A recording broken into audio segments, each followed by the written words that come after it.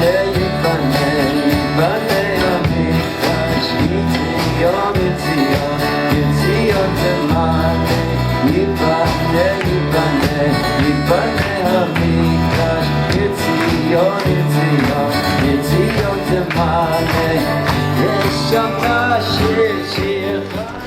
hi everybody, and it's good to see more and more faces coming back in person, and B'ezrat Hashem, perhaps we're even going to move into the big room, into the main shul, if more and more people do come.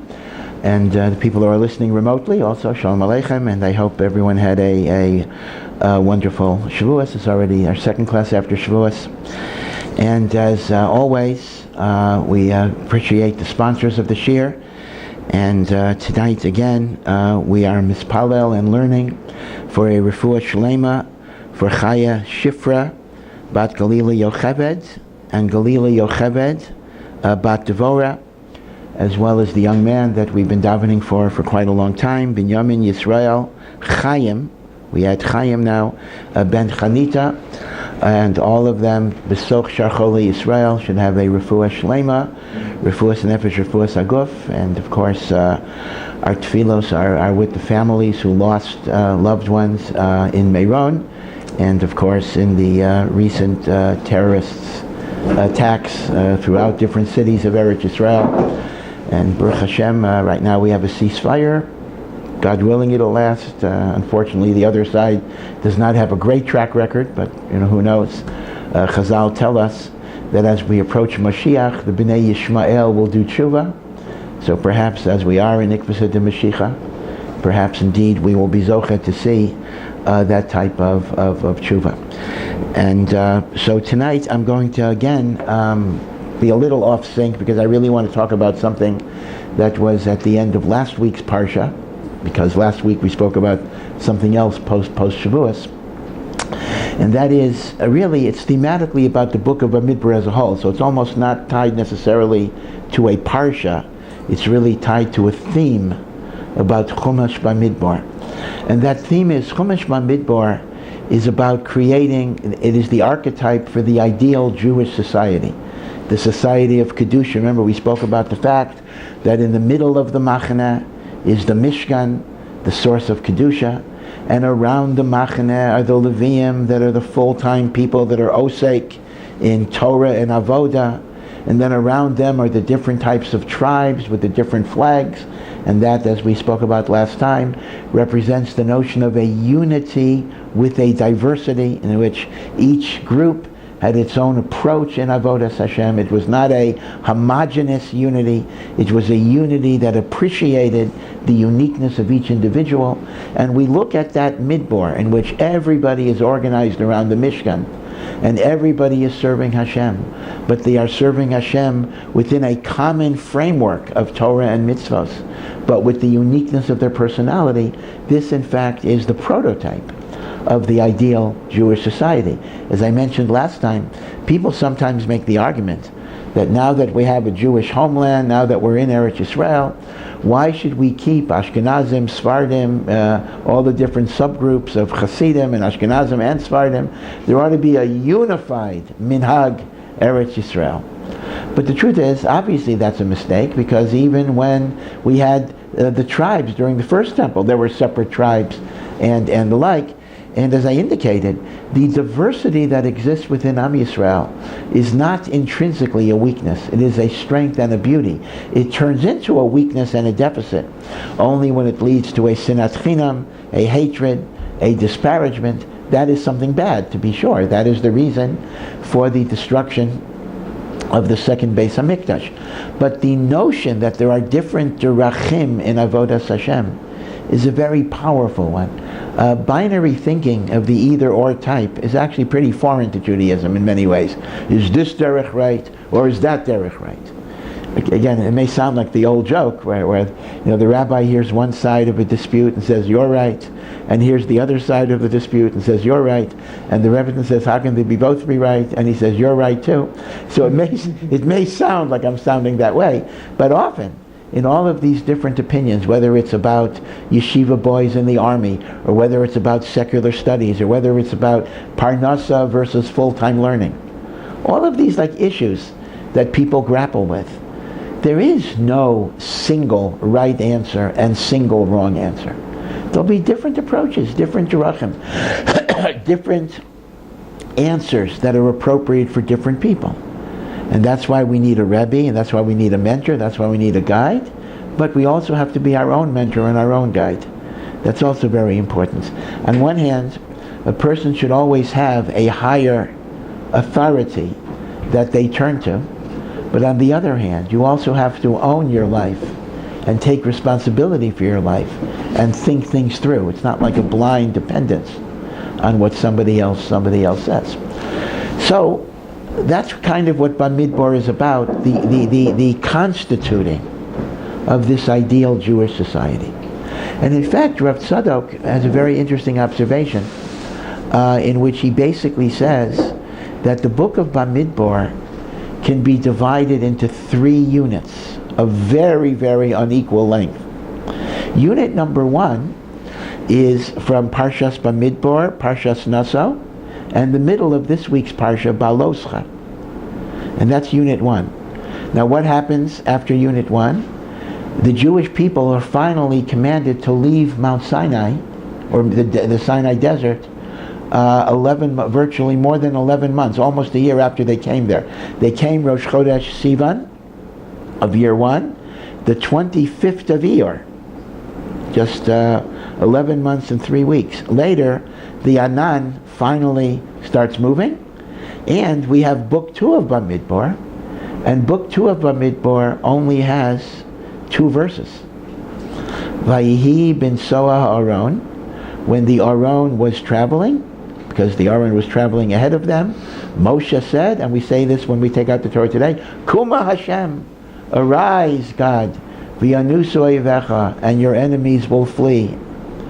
And uvenucho yomar, and when the Aron came to rest, we say this when we put back the Sefer Torah, Shuva Hashem rivavais alfei Yisrael, God, rest your presence among the myriads of Israel. And that's Book 2. Book 2 are the 2 psukim, Vayihi ben Soah ha'aron, and Uvenucho Yomar. And they are set apart from the Book 1 and Book 3 by upside down nuns. If you look in the Sefer Torah, you have a nun, and actually the nun is not upside down, but the nun is turned in the other direction. It's a backwards nun. And you have a backwards nun before the word Vayihi bin Soah, and after Shuva Hashem Rivavos Alfei Yisrael. And that is called Book 2. So Book 1 is Chumash Bamidbar until that point.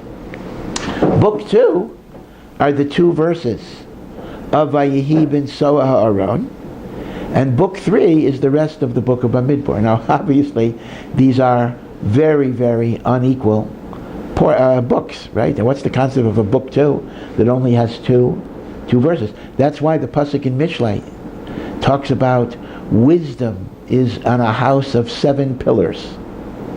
And Chazal say the 7 pillars are the 7 books of the Torah. 7 books of the Torah. There's only 5 books of the Torah. No. If the book of Bamidbar is divided into 3, that'll give you 7. Bereshis is 1, Shemos is 2, Vayikra is 3, Bamidbar is 3, Devorah is 1. That's how you get the 7 books of the Torah. So if you want to show off your knowledge, you can sit at the Shabbos table and say, so we're now going to talk about the 7 books of the Torah, and someone's going to say 7 books of the Torah. There's only 5 books of it. In fact, in a way, it's a little contradictory to say 7 chumashim. You actually can't talk that way, because chumash by definition means 1/5 of the Torah, right? But so 7 chumashim is an oxymoron. But nevertheless, there are 7 books of the Torah.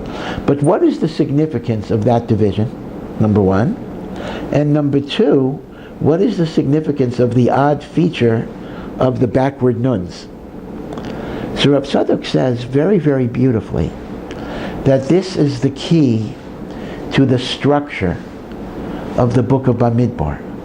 Book 1 of Bamidbar is the ideal society. It lays out the Mishkan in the middle and the Levium around the Mishkan and the machanos, which, as we explained, is the unity within the diversity and the ideal Jewish community. That's book 1. Book 3 is the disintegration of that ideal reality through sin. Because book 3, the story of the Meraglim, the story of Korach, the story of the Moabite women that enticed us in Baal Peor. In other words, in a sense, book 1 set up this ideal world, and book 3 shows us the disintegration of that world. So how do you go from book 1 to book 3? The key is book 2. And those 2 psukim of book 2 are the key of how you leave the glorious vision of book 1 to the sordid reality of book 3. Because the 2 psukim, Vahi ben Soah Ha'aron, is describing the journey away from Mount Sinai.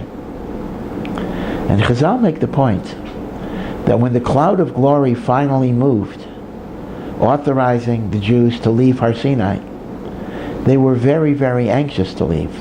Chazal used the very apt description, Ketinok haboreach mi beis hasefer, that when they finally were given the green light to leave Mount Sinai, they left like with the enthusiasm of a child that is released from school. Some of you might remember as kids, and maybe even as adults, last day of the semester, get out of there, right? I sometimes feel that way even as a teacher, but certainly as a student for sure. When it was time to get out, you get out. And of course in the United States, it's not as big here. They have those old-fashioned 3-month summer vacations, which the truth is, we got bored. Even a kid who really wanted a nice long summer vacation, after a while, you almost want to go back to school. But whatever it is, they left Har Sinai with geschmack. They left Har Sinai with enthusiasm. They left Har Sinai with passion because they were afraid. They figured, we've been here a year and we got 613 mitzvahs.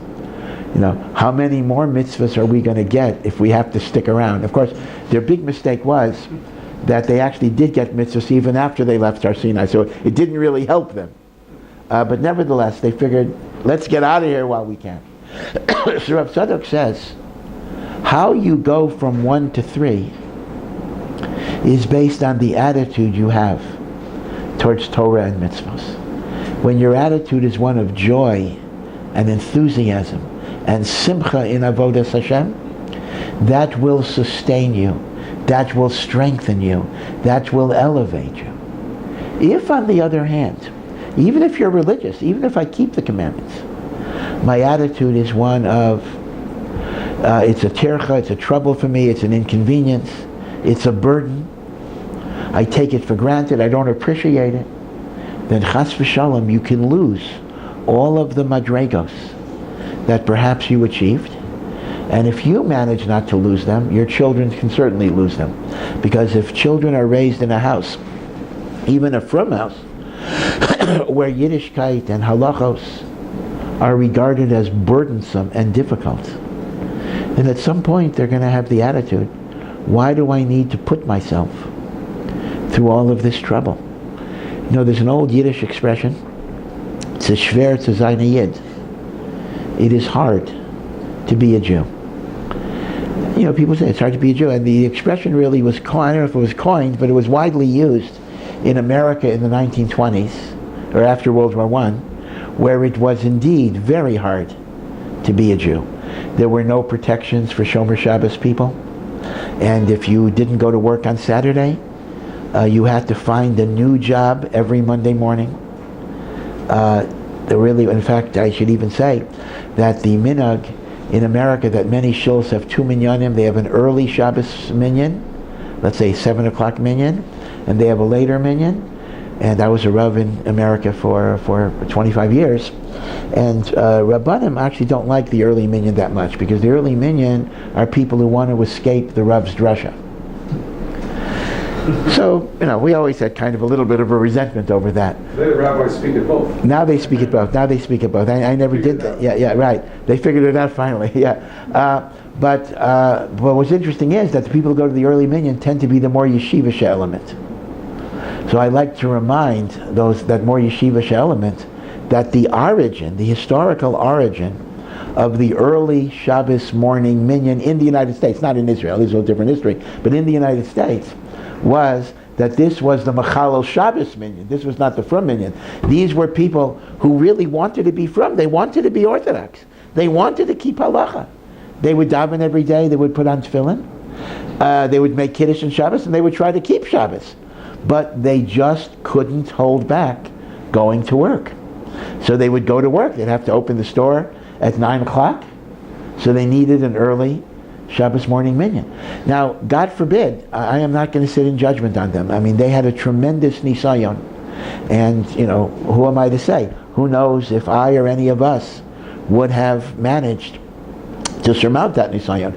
There were heroic Jews who did. Not that many. It's kind of almost a lost generation. There were some who did. But those who didn't, it was a difficult situation. Not like today at all. And yet, if the message that the kids were getting is Yiddishkeit is so hard, so difficult, their children, by and large, left it. It's almost a lost generation. The generation of Jews who grew up between the 1920s and World War II, largely, not 100%, largely left Yiddishkeit legamri. After World War II was a different stage in American history, because then you had the rebuilding of day schools, the establishment of yeshivos. People like Rav Moshe Feinstein, Rav Aaron Kotler came to the United States, and of course the unforgettable Rav Shraga Feivel Mendlovich. Maybe some of you might not have heard of him, but he was a true pioneer who established Torah Amsora and literally was responsible for hundreds and hundreds of day schools throughout the United States, which changed things.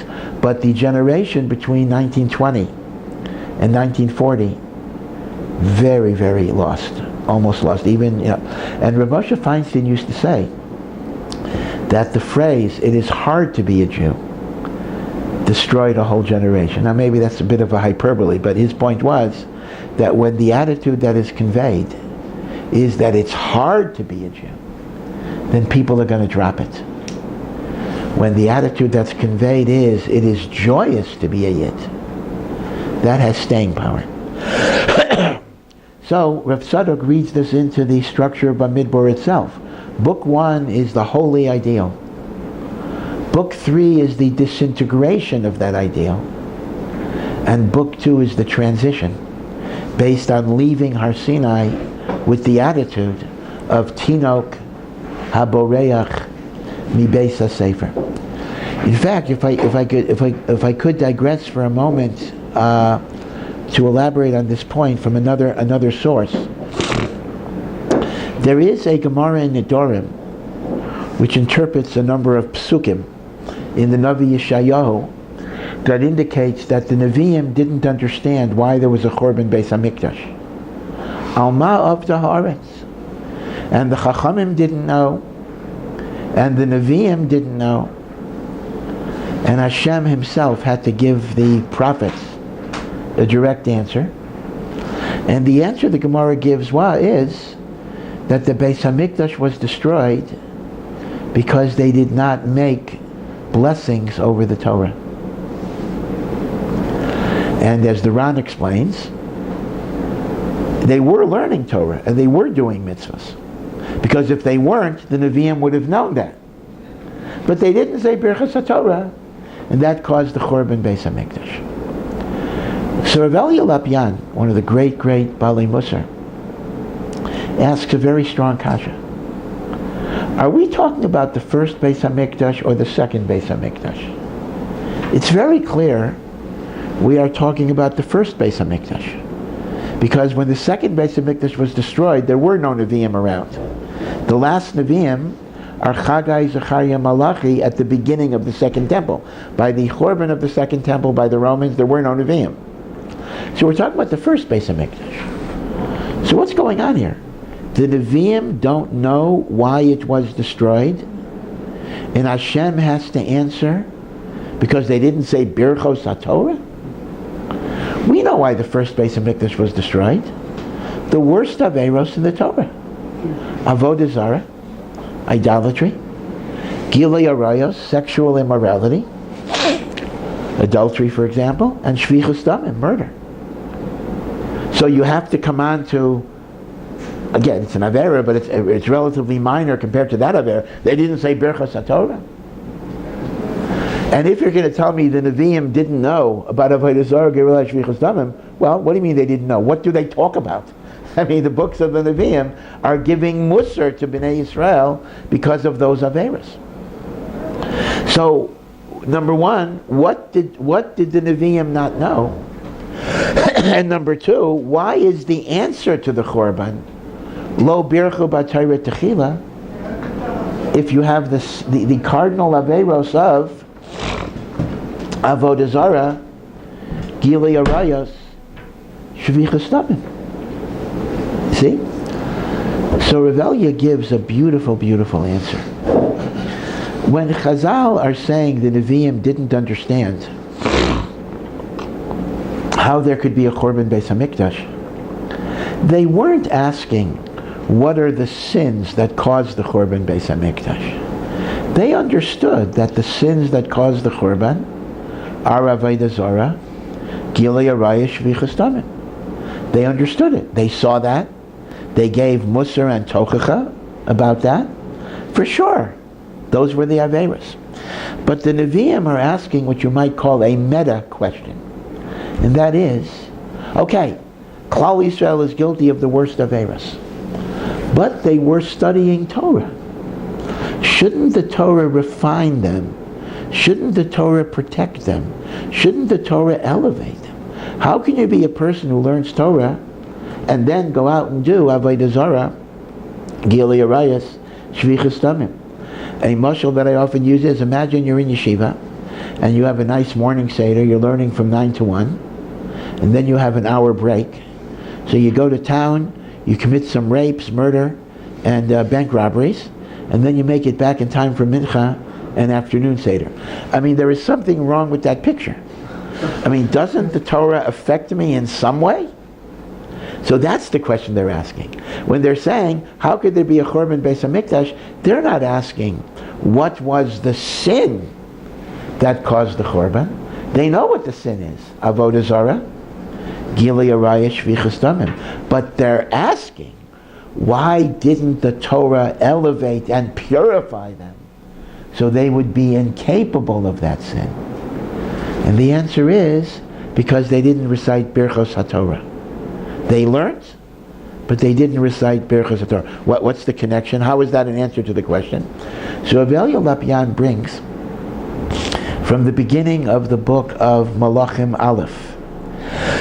If you remember, in the book of Malachim, David HaMelech is towards the end of his life, and he is shivering, he is cold, and all of the blankets that are covering him are giving him no warmth.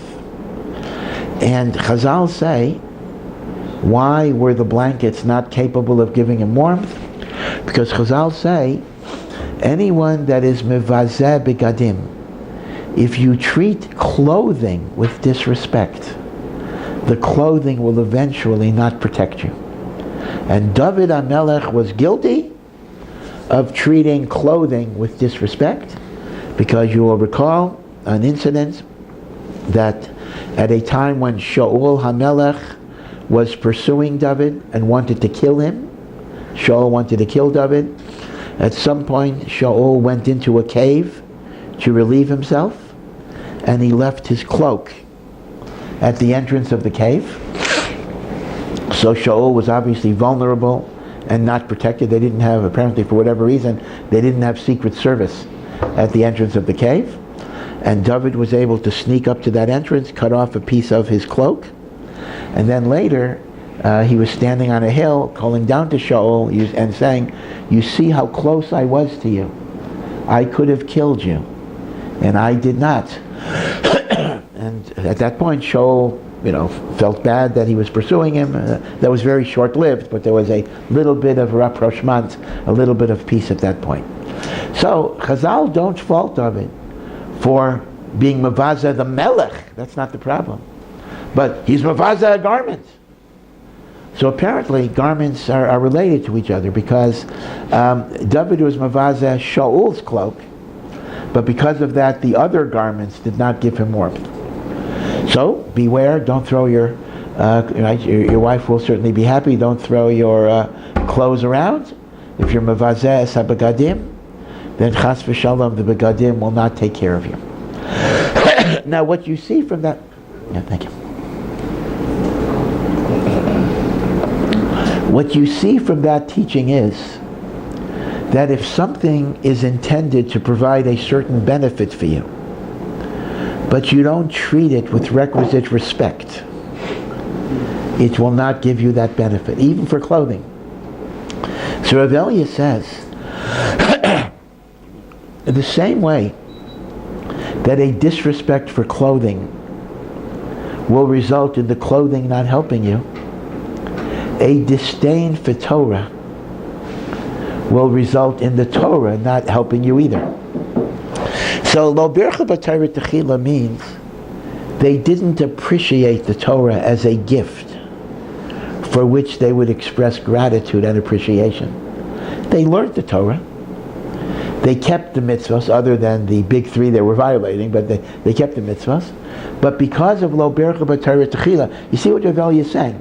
It's not that the temple was destroyed because of the sin of Birchas HaTorah. That's not the point. The temple was destroyed because of Avodah Zarah, Gilui Arayos, Shvichas Damim. But why didn't the Torah that they learned protect them from Avodah Zarah, Gilui Arayos, Shvichas Damim? Why didn't the Torah elevate them? Why didn't the Torah purify them? The answer is because they were not machshiv the Torah.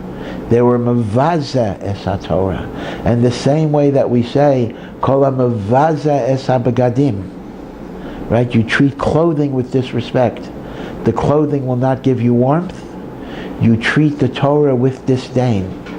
The Torah will not give you elevation and spiritual growth. And then it will indeed be possible that you have a morning seder in yeshiva, and then you go on and rape and pillage for your hour break, and then come back. And this is exactly the same point that Rav Elia is making from the Litvisha Musar standpoint. Rav Tzadok is making from the Hasidic standpoint. It's interesting that they both have this same idea, that the structure of Sefer Bamidbar, Chumash 1, Chumash 2, Chumash 3, is based on the idea that how you get from the ideal, sacred, holy society to a total disintegration of Korach and the Meraglim and everything else, that comes from the transition of leaving Har Sinai, Ketinok, Haboreach, Mibeis HaSefer. Now the only thing that's left to explain in this part is, what do we do with the two nuns, right? That book 2 is bracketed by two backwards nuns. So here Rav Tzadok offers also a beautiful, beautiful explanation. We know that nun symbolically has a connotation of nefilah, of falling. This is the famous statement in Maseches Brachos of Rabbi Yochanan. We know that the Tehillim 145, that we know as Ashrei, of course it's interesting, the first pasuk of Ashrei Yoshvei Veisecha, is actually not part of that capital. It's from a pasuk that's an earlier chapter of Tehillim. So we call it Ashrei because we always begin with that pasuk, Ashrei. But Ashrei begins, Tehillim 145 is Aromimcha Lokai Hamelech, and of course, as you know, Ashrei is written as an Aleph Beis acrostic, in which each verse begins with a different letter of the Aleph Beis. Aromimcha B'chol Yom Gadol Hashem Dor Lador. But there is one letter that is omitted in Ashrei, and that is Nun. We go from Mem to Samach. Malchuscha Malchus Kalelamim Your kingdom is an eternal kingdom. Umem shaltechor, and your rule is b'chol dor v'dor, every generation. Mem, and the next one is samach. Somech Hashem l'chol hanoflim. Hashem supports all who fall. There is no verse that begins with the letter Nun. So Rav Yochanan asked the kasha, why is there no Nun there is a Nun in Ashra, but there's no pasuk that begins with the letter Nun. So Rav Yochanan answers that Nun has a connotation of nefila, falling, being defeated, being subjugated. And David HaMelech did not want to begin a pasuk with the idea of nefila. And Rav Yochanan quotes a pasuk in Amos that is describing Golus and Churban with the words Nafla, meaning the Jewish people is spoken of like as a woman. Nafla, she has fallen. Lo tosif kum, she will not get up again. Besulas Yisrael, the Virgin of Israel. And David HaMelech did not want to begin a pasuk with the idea of nefila. L'maisa, the Gemara itself has many, many questions on it. The Gemara itself is very schwer because there are acrostics in Tehillim that do have a nun, meaning Kuf Mem Hey happens not to be one of them. But if Rav Yochanan is giving us some answer that David HaMelech didn't want to begin a pasuk with the letter Nun, number one, there are acrostic poems in Tehillim that do begin with Nun, and number two, even if it's not an acrostic, there are plenty of psukim in Tehillim that begin with Nun. So it's a little difficult exactly how is this a complete answer, but this is what Rav Yochanan says, that Nun is a remez of Nefila, as we find in Amos, and that's why David mentions Nefila only in connection with Hashem supporting you. That's why in the Samach pasuk, Somech Hashem, Hashem supports Kol Hanoflim, all who fall. So Nefila will be mentioned, at least in Ashrei, only when it's connected to Somech, Hashem supporting. By the way, the Gemara then has a little digression about the difference between an optimist and a pessimist, and that is, Rav Yochanan interpreted Nafla Lo Sosif in a negative way. Nafla, she has fallen, Lo Sosif Kum, she won't get up again. But B'Marava, in the West, Eretz Yisrael, they read the pasuk in a different way. It all depends where you put your comma. Instead of saying Nafla, she has fallen, Lo Tosif Kum, she will not get up again, they would read it this way: Nafla Lo Sosif, she will not continue to fall, comma, Kum, rise up, Besulas Yisrael. So a pasuk could be read negatively or positively. Perhaps in Eretz Yisrael they needed to be optimistic. Although it's interesting because Rav Yochanan himself was an Amayra in Eretz Yisrael. It's interesting that Rav Yochanan interpreted the pasuk in a negative way, and then the Gemara says, B'Marava Amri, in the west of in Eretz Yisrael, which is west of Bavel, they made it positive. Rav Yochanan is also B'Marava, but he did not read the pasuk that way. But be it as it may, what emerges from the Gemara is that Nun is a remez of Nefila. Now, based on that, we can understand why Book 2 is bracketed with Nuns, because Book 2 represents the Nefila of the attitude of Tinok Haboreach Mi Beis HaSefer. But why are the Nuns reversed? To teach you that a Nun is always a reversible condition. That in life there are going to be times that we fall, we lose our madregos, but one should never despair. You can always turn it around. And therefore Rav Tzadok says that side by side with the Torah describing the negative, destructive attitude of Tinok Haboreach Mi Beis HaSefer, the Torah is also telling you it's not permanent. It doesn't have to be permanent. Every day is a new opportunity. What you are today does not have to be limited by what you were yesterday. And what you can become tomorrow is not limited by what you are today. In fact, Rabbeinu Yaina says, it sounds like a cliche, the t-shirt saying, today is the first day of the rest of your life. It's a t-shirt saying. But the truth of the matter is, Rabbeinu Yonah says exactly this. Rabbeinu Yonah says that the first step to tshuva, even though ultimately tshuva is about regretting your past and thinking about your past, but the first step to tshuva is that you should look at this day as the first day of your life. Because if I start dwelling on the past too much, I get discouraged and I lose my enthusiasm. I get depressed, I get despondent. So Rabbeinu Yonah says the first element of tshuva is to forget about your past and say, this is a new day, I'm on a new road.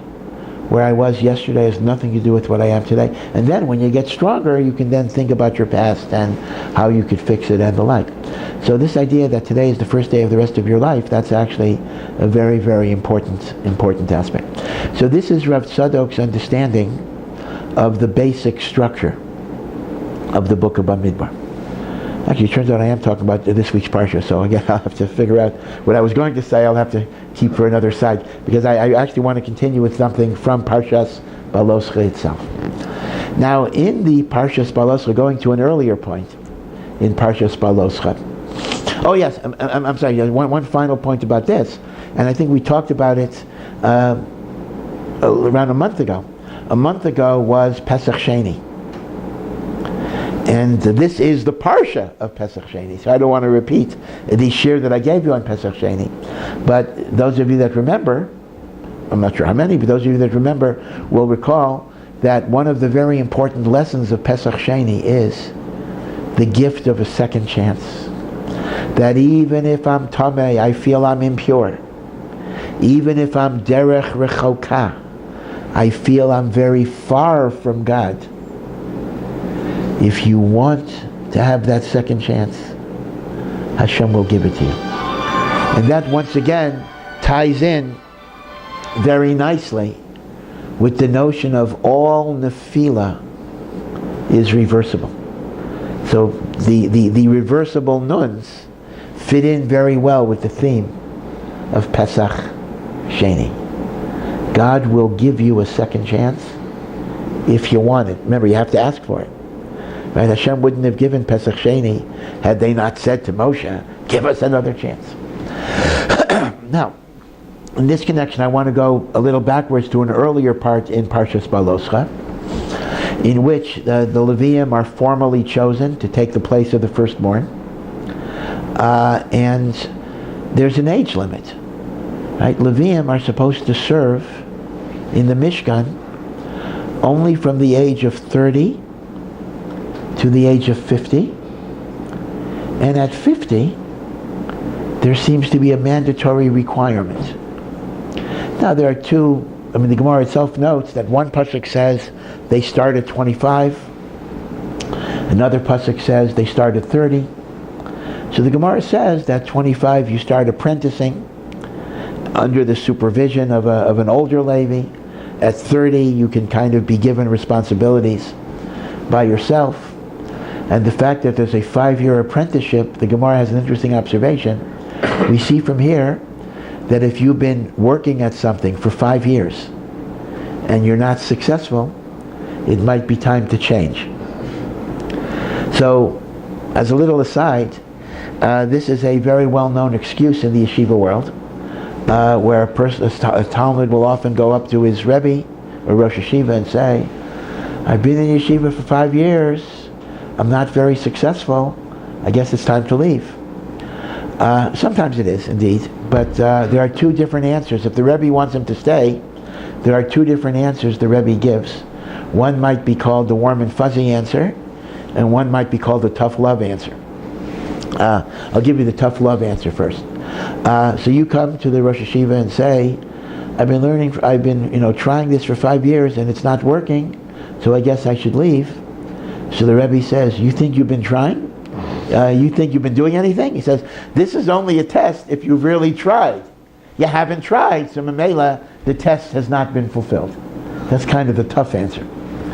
The warm and fuzzy answer is, looking at the other part of the sentence, I've been working for 5 years and I'm not successful. Well, the Rebbe says, Why do you say you're not successful? Maybe you didn't accomplish everything you could have accomplished, you wished you would have accomplished, you should have accomplished. But are you able, for example, to read a Rashi that you couldn't have done 5 years ago? In other words, instead of emphasizing the aspect you didn't try, this emphasizes success can exist on many, many levels, even if something is not a complete success. But be it as it may, whether it's 25 or 30, there is a mandatory retirement at 50. Some of you folk might feel, well, 50 is old man already, but that's not how I feel. And other people, I think, agree with me. That's a pretty young mandatory retirement age. 50 years old, got to retire. And again, there's a whole machlokas. Halachically, it's quite complicated. Did that only apply to the Mishkan? Did that apply to the Beis HaMikdash later? Different groups. Is it a disqualification from all service or only some service? Okay, many, many different shitos. But there is a retirement age. So the Mishnah in Chulin makes a very interesting observation without explaining it. And it says, Kohanim have a disqualification that is not shared by Leviim, and Leviim have a disqualification that is not shared by Kohanim. Kohanim are disqualified for Avodah in the Beis HaMikdash if they have a mum, a blemish, a broken leg, a broken finger. A Kohen cannot serve in the Beis HaMikdash until that mum heals, and if the mum is permanent, then he cannot serve at all in the Beis HaMikdash. A Levi that has a mum is still permitted to sing and do whatever he's able to do. So mum is a pasul only for a Kohen and not a Levi. Okay? Now, age is a pasul only for a Levi and not a Kohen. A Kohen can do the Avodah at 70 or 80 if he's able to do so. A Levi is disqualified at the age of 50. So for Leviim, the pasul is age. For Kohanim, the pasul is physical blemish. Now, how you know that, that's pretty clear. It's pretty straightforward, actually. That's simply looking at the psukim. The Torah writes mumin by Kohanim and not Leviim, and the Torah writes mandatory age requirements for Leviim and not Kohanim. But what is the logic of it? Why should it be that Kohanim are disqualified b'mum and Leviim are disqualified by age? What is the logic of that type of chiluk? So there is a thought that is offered by the Tzemach Tzedek. The Tzemach Tzedek was the third Rebbe of Chabad. His name was the same as the seventh Rebbe of Chabad, Rav Menachem Mendel. Rav Menachem Mendel the first, the Tzemach Tzedek, who, by the way, was a universally recognized gadol even by non-Hasidim. Tzemach Tzedek was a great, great posek, as well as a makubal. In fact, the Tzemach Tzedek gave the Aruch HaShulchan smicha.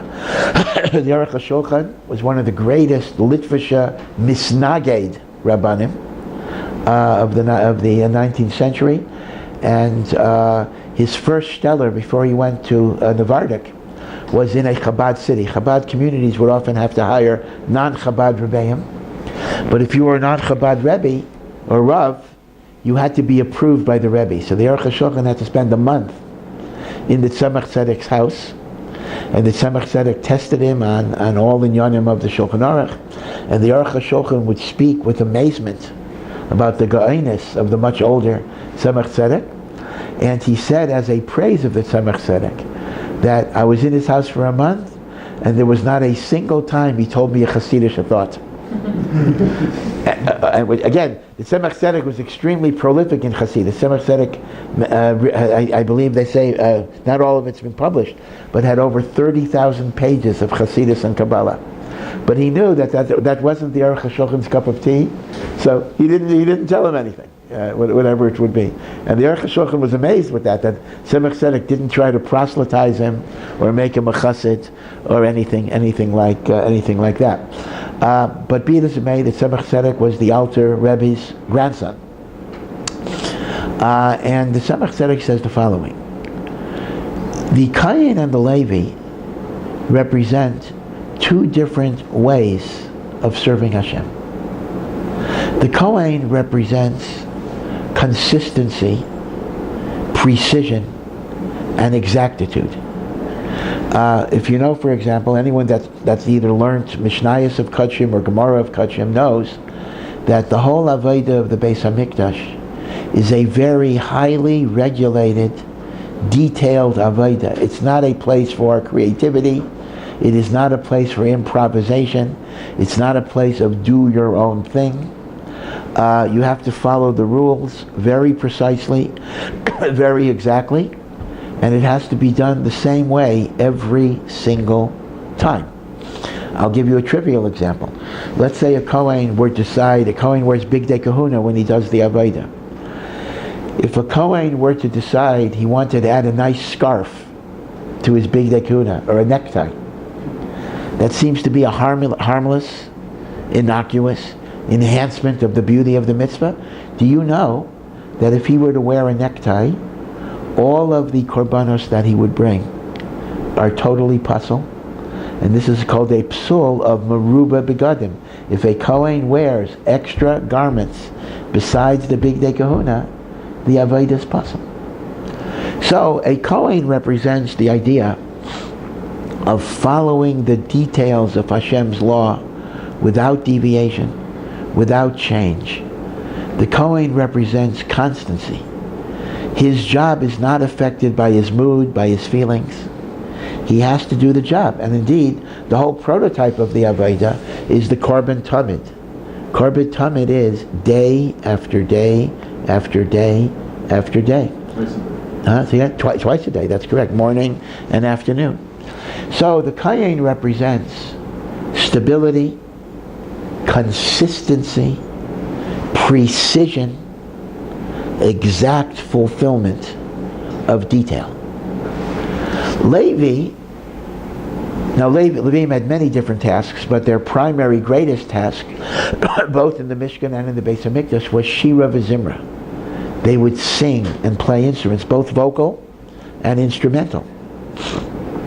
As the Avodah was being done, particularly as the wine was being poured on the Mizbeach after the Korbanos. Now, although it's true that eventually Chazal dictated what the song would be, they took chapters of Tehillim, etc., but originally it didn't have, it was improvisation, meaning whatever the Levi wanted to say. There's a mitzvah of Shira, but there is no text of what the Shira is. So, Levim were like jazz improvisation. They expressed their creativity in song and in dance and in movement.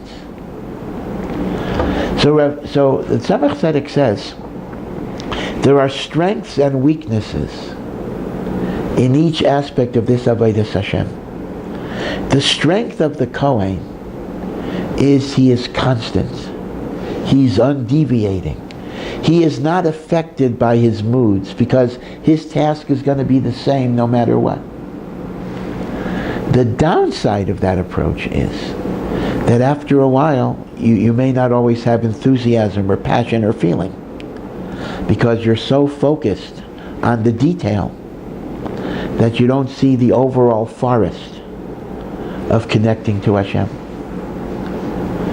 The Levi lives in the world of passion and emotion. And that's a beautiful, powerful thing. Because in passion and emotion, I feel love of God, reverence, fear of God. But that also means, to some degree, I'm a creature of my moods. And the mood that can be elevating and high at one moment can, not necessarily be there for you at the other moment.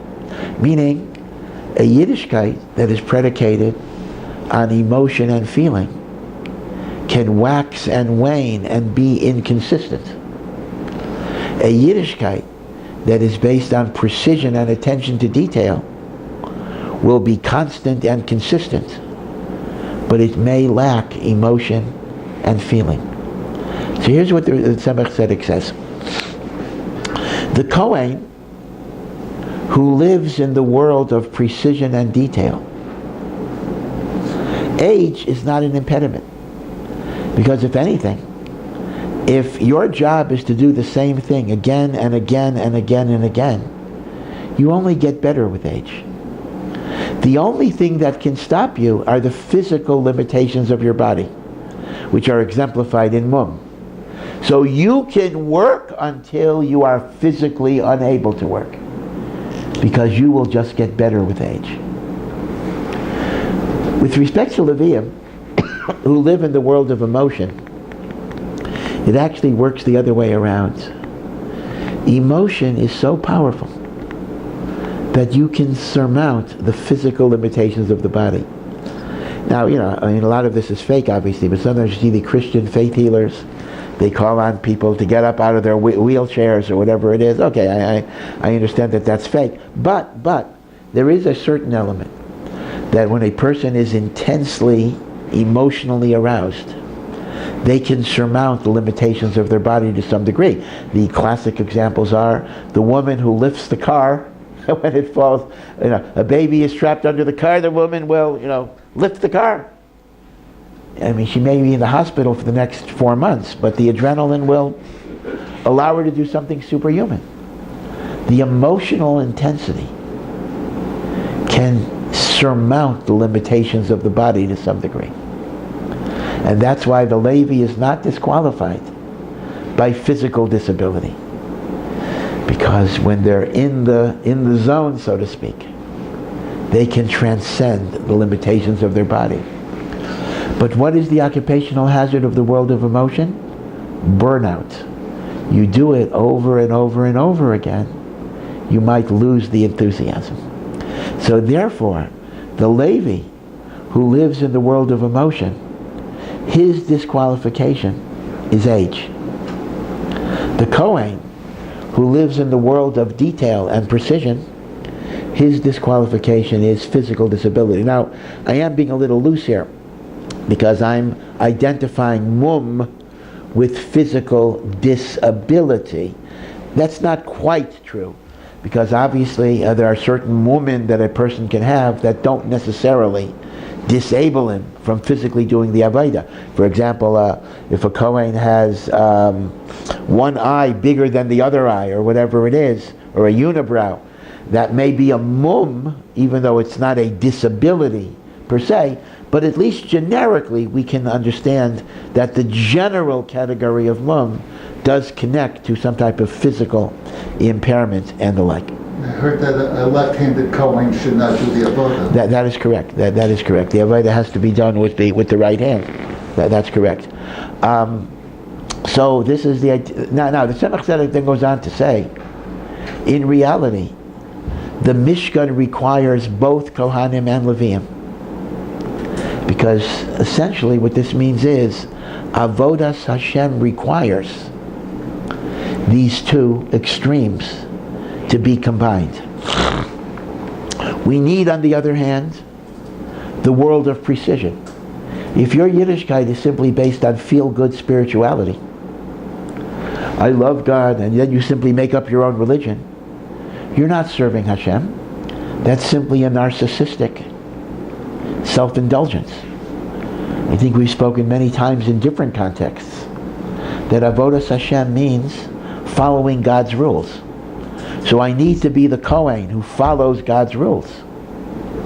But at the same time, I need to incorporate within my personality love and passion and excitement. Otherwise, my Yiddishkeit becomes sterile, empty, and superficial.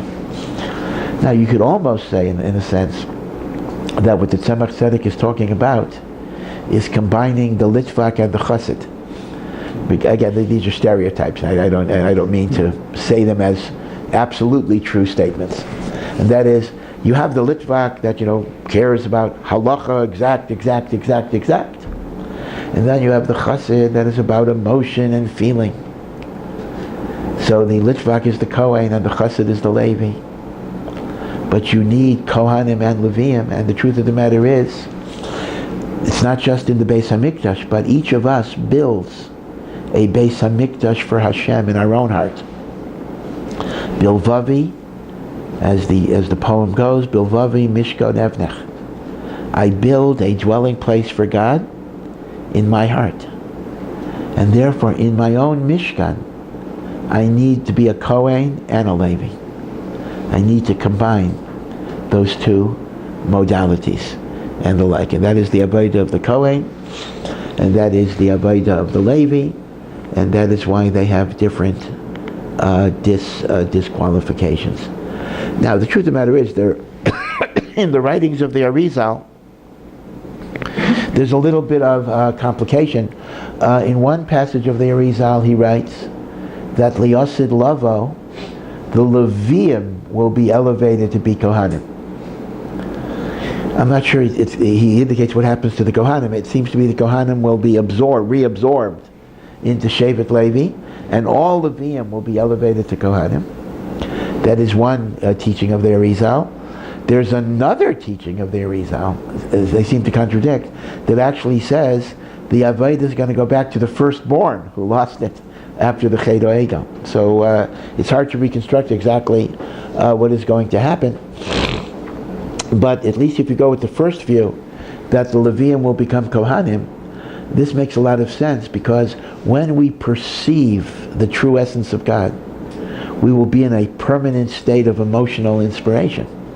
And therefore, we will be able to be Levium as we do the Avodah of the Kohanim. Does the Rav mean that Am Yisrael becomes Leviim, Leviim become Kohanim? Yeah, that the Kohanim, in other words, Levi, Shevet Levi will become Kohanim. Will be able to do both. Become Leviim? I'm not sure. Who's going to be Leviim? That I don't know. I don't know if he said. I don't know if he says that. Everybody gets promoted. So who's going to be Yisraelim? The rest of the world. The rest of the world. Well, indeed, keep in mind that we are described. Am Yisrael is described as Mamleches Kohanim, a kingdom of Kohanim. You know, it's interesting. Just to end with this. A few weeks ago, we mentioned the Brisa, the famous teaching of Rabbi Akiva, that V'yahavta l'reacha kamocha is the important fundamental principle of the Torah.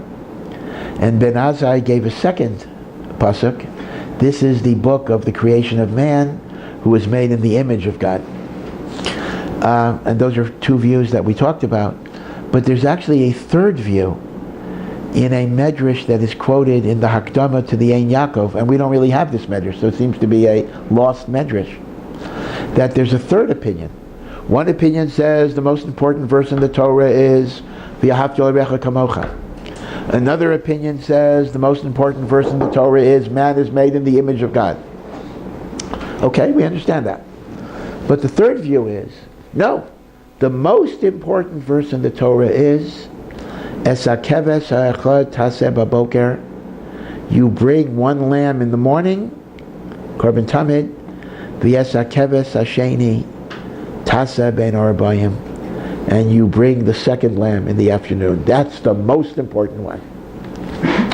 So it's a little anticlimactic. I mean, one pasuk talks about, loving your neighbor like you love yourself, that man is in the image of God, how much you have to have kavod habrios. I mean, you're picking the korban tamid. What about Shabbos? What about Kashrus?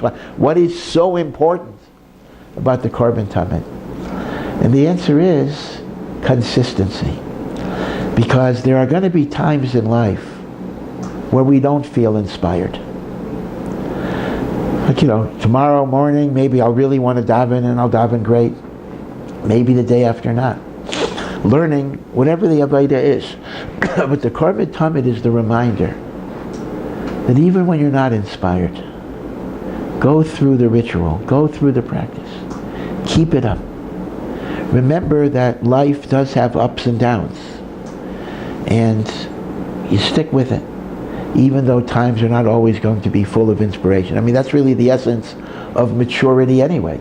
Life is not an unending series of thrills. First of all, if it would be, we wouldn't be thrilled anymore. It would just be the way life is. By definition, the highs are highs only because there are lows. It's interesting. I think all of us know people like that. I mean, I remember when I was a Rav in Silver Spring. So there was an elderly man who's not alive anymore, and he was not yeshiva educated because he grew up in America. He was an American. He grew up before there were yeshivas, really. There were not any yeshivas. But he had this thing that he would never miss a minyan, no matter what. No matter what. I mean, I know in Washington we get snow sometimes. It's not like Chicago, but we have our snowstorms and the like. And there are many times I remember him. I mean, I would offer him a ride if I was driving, obviously, but I remember him like going with his walker or whatever it is. He would not miss a minyan. This idea of consistency, no matter what. And in many, many ways, that was an attribute that was stronger than many of the people who learned in yeshiva have.